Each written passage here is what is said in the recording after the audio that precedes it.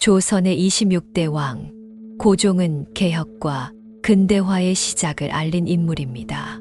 고종은 대원군의 섭정을 통해 조선을 근대화하려 했습니다. 대원군은 강력한 지도력으로 조선의 근대화를 위한 여러 개혁을 추진했습니다. 고종은 아버지 대원군의 지원을 받으며 조선을 변화시키고자 했습니다. 고종은 늘 결연한 의지로 말했습니다. 우리 조선은 더 이상 예전의 모습으로 남아있을 수 없다. 개혁과 근대화가 필요하다. 그는 교육, 경제, 군사 등 다양한 분야에서 개혁을 추진했습니다. 특히 고종은 교육개혁을 통해 새로운 인재를 양성하고자 했습니다. 서양식 교육을 도입하고 학교를 세워 젊은이들이 새로운 학문을 배울 수 있도록 했습니다.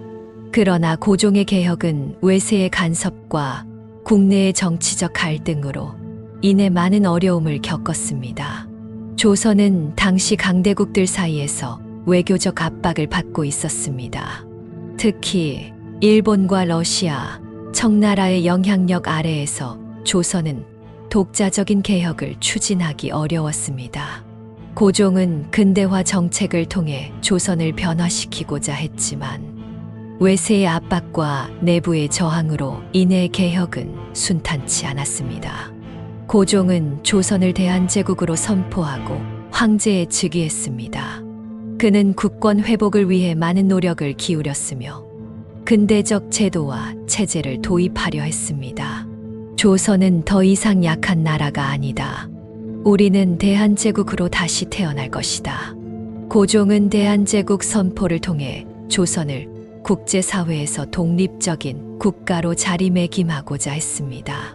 그러나 대한제국은 외세의 압박과 내부의 정치적 혼란으로 인해 많은 어려움을 겪었습니다.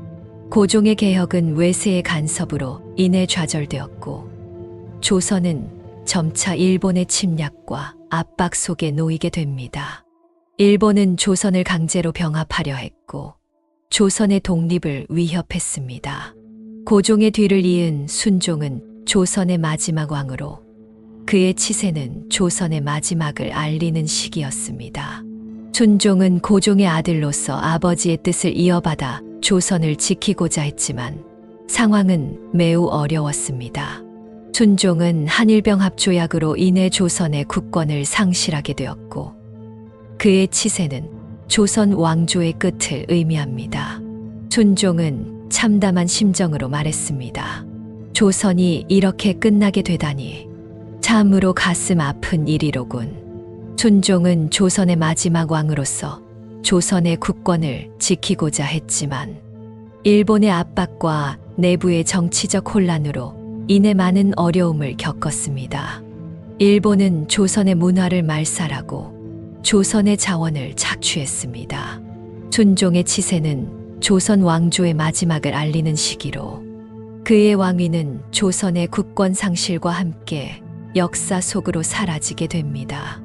그의 치세 동안 조선은 일본의 식민지로 전락하게 되었고 조선 왕조는 500년의 역사를 마감하게 됩니다. 고종부터 순종까지 조선은 많은 변화를 겪었고 각 왕들은 그들만의 도전과 목표를 가지고 나라를 이끌었습니다. 이 시기는 조선의 역사에서 중요한 전환점이 되었으며 오늘날에도 많은 교훈을 주고 있습니다. 조선의 근대화와 개혁, 그리고 외세의 압박 속에서 나라를 지키고자 했던 고종과 순종의 이야기는 우리에게 중요한 역사의 교훈을 남깁니다.